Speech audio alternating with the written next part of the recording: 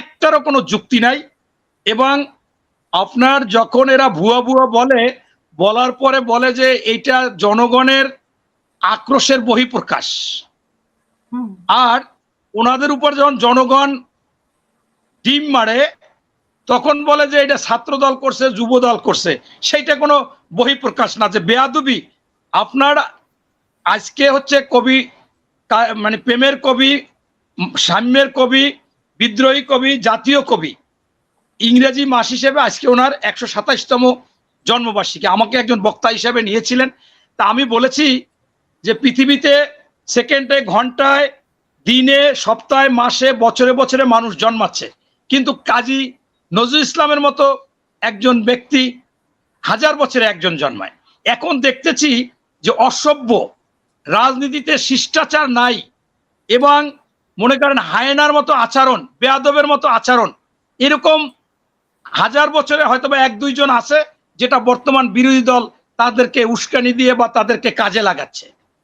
নতুবা আপনি দেখেন, এই নাসিরউদ্দিন পাটোয়ারি যা বলে, প্রতিটি কথা, একসময় জামাতের 14 গোষ্ঠী উদ্ধার করে, আবার বলে আমি শিবির করতাম, আমি নারায়ণগঞ্জে যে এমপি নির্বাচন করছে ওনার কাছে শপথ নিয়েছিলাম, আমি মাদ্রাসায় পড়েছি। আবার মনে করেন এই জামাতেরকে বলে যে জামাত ভুয়া, এটা হচ্ছে মুনাফেক, এরা যুদ্ধ অপরাধী, এদের বিচার হওয়া উচিত।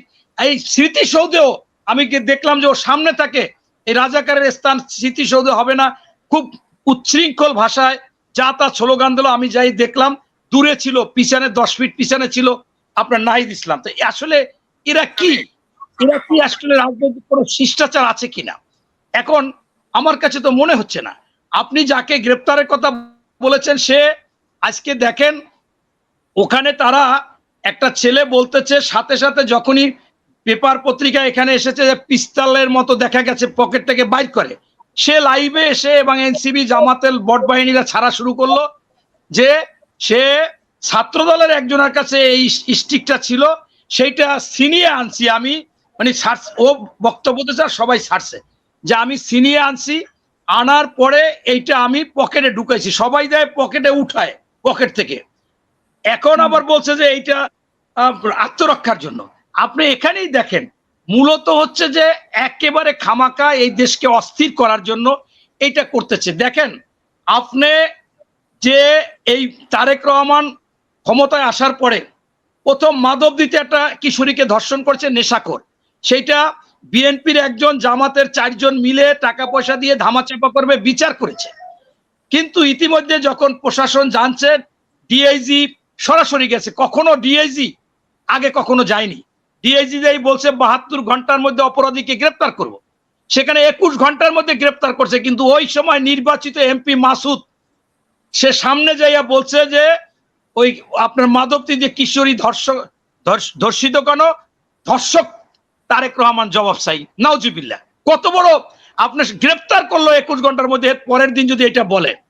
আপনার দেখেছেন যে আপনার সেই ইরানে গুলি করেছেন, সেখানে খমিনি মারা গেছে, সেখানে গুলি কেন, তারেক রহমান জবাব চাই। তারেক রহমান কি জামাতের বড় বড় নেতা টেতা সামনে থেকে করছে? তারেক রহমান কি জাতিসংঘের মহাসচিব?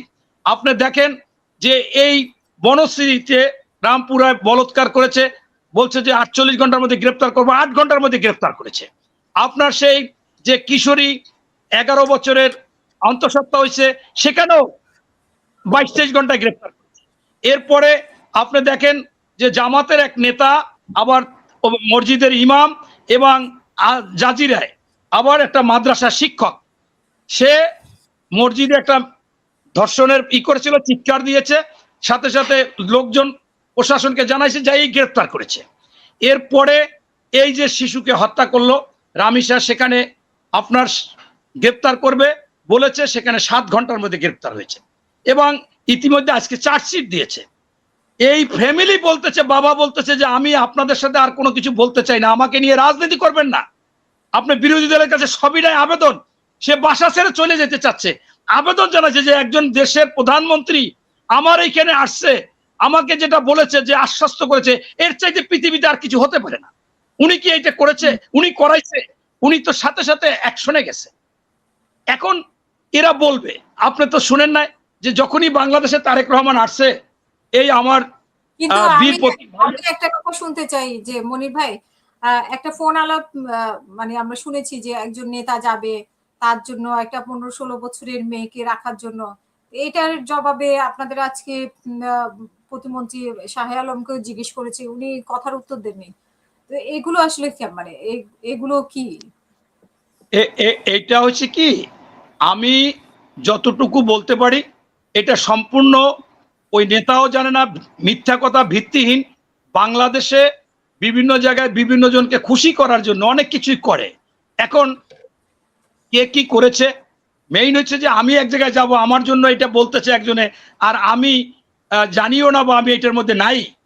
এখন এইটা তো আসলে বাস্তব প্রমাণ না করতে পারলে হবে না। যেটা অডিওতে আসছে সেটাও আসলে গুরুত্ব বহন করে না। কিন্তু আমি আপনাকে বলতে চাচ্ছি যে তারেক রহমান আসার পরে আমাদের এই হাসিনুর রহমান ভাইও বলেছে যে ভারতকে মুসলেকা দিয়ে আসছে, ভারতের পক্ষ হয়ে আসছে, তাহলে এবং এই শিলংকে নিয়ে যা তা বলতেছে ওনরা।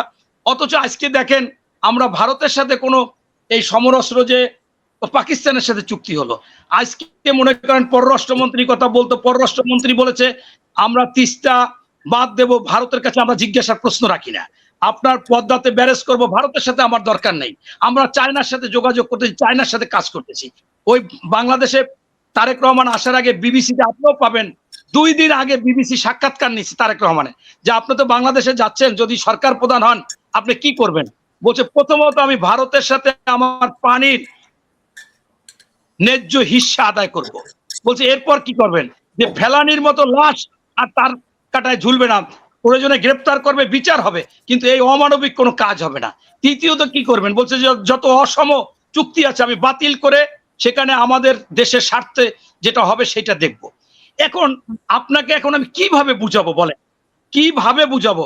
আপনি আমাকে একটা একটা ধরেন, আমি একটা একটা উত্তর দিই। এখন টোটালি কথা হয়েছে কি, এই বিরোধিতার খাতিলে বিরোধিতা করা হচ্ছে এবং এই সমস্ত বলা হচ্ছে। আমি মনে করি যে এই যে নাসিরউদ্দিন পাটোয়ারি যে সমস্ত ব্যবহার করে, আপনি একটা ব্যবহার কি রাজনৈতিক, এমনকি টকশোতে আমি আইসে দেখি যে তাদের লোকজন বলে যে আসলে এইটা তো কিন্তু গালি দেয় না, ফুয়াদ বলে, আরেকজন বলে, মঞ্জু বলে, আজকে টকশোতে দেখতেছিলাম।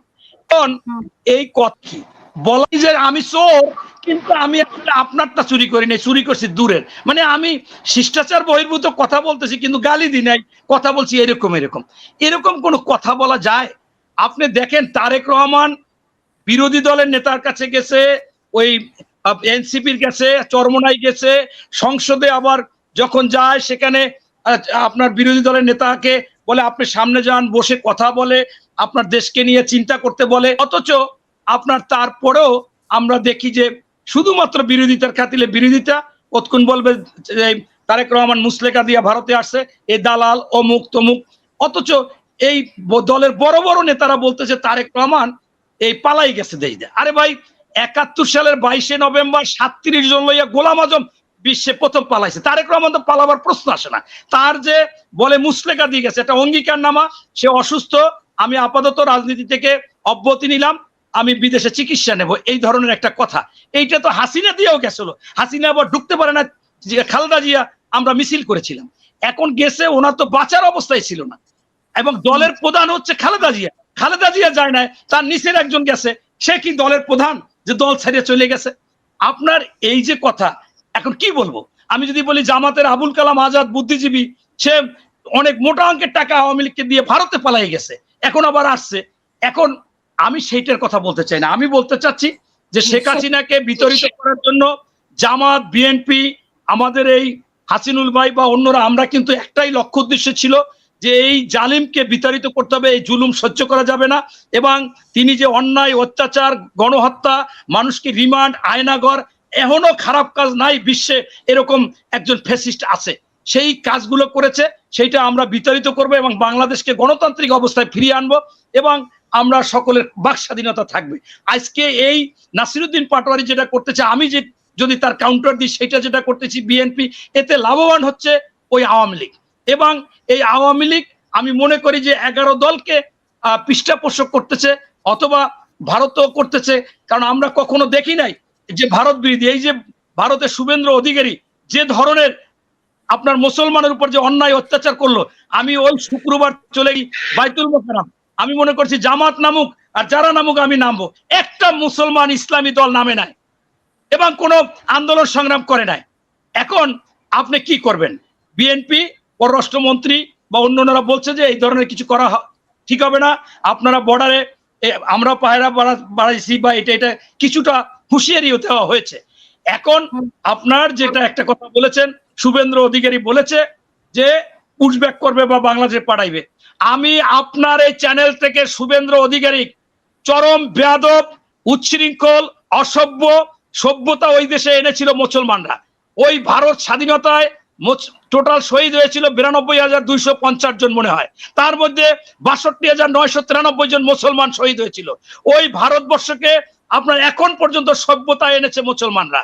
তুমি বেশি বাড়াবাড়ি করলে, তুমি নিজে বলেছো তোমার মা নাকি বরিশাল থেকে গেছে, তোমার মাকে প্রথমে এই পুশব্যাক করবা, যখন পুশব্যাক করতে পারবা না ওই কাঁটাদারে ঝুলাবা, আগে তোমার মাকে ঝুলাইতে হবে, তারপর তুমি কি করবা। আর তোমাকে আমি হুঁশিয়ারি দিচ্ছি এই মাধ্যমে যে বাংলাদেশে এরা হচ্ছে বাঘের জাতি। তোমরা 47 সাল দেখেছো, 52 সাল দেখেছো, 71 সাল দেখেছো, আবার যারাই স্বৈরাচার ছিল এরশাদ বা হাসিনা, তোমরা যাদেরকে ছাপড় দিয়েছো তাদেরকেও পদত্যাগ বা পালাতে বাধ্য হয়েছে। অতএব এই বাংলাদেশের 93% মুসলমান কাউকে ভয় করে না। তোমাদের চারিপাশে তোমরা একটা কাছের ঘরের মধ্যে আছো, চারিপাশে শত্রু, এবং চায়না আজকে সারা বিশ্বে একটা ভালো অবস্থানে আছে, যেখানে ওই যুক্তরাষ্ট্র বলেন আর ওই রাশিয়া বলেন তারাও তোয়াজ করতেছে। সেই চায়না ইনশাল্লাহ দুর্বল বা যারা মজলুম বা যাদের উপর জুলুম হচ্ছে তাদের পাশে আছে। তোমরা একেবারে, আমরা অনেক রাষ্ট্র ইনশাল্লাহ তোমাদের স্বাধীন হয়ে যাবে, পশ্চিমবঙ্গ, পশ্চিম বাংলা হিসেবে দেশ হবে, ওই অন্য আসাম, ত্রিপুরা অনেকগুলোই স্বাধীন হয়ে যাবে। এই জন্য সতর্ক হও, ভালো হও, এবং এই ধরনের কথাবার্তা বলে বাংলাদেশের জন্য সুবিধা হবে না। ধন্যবাদ।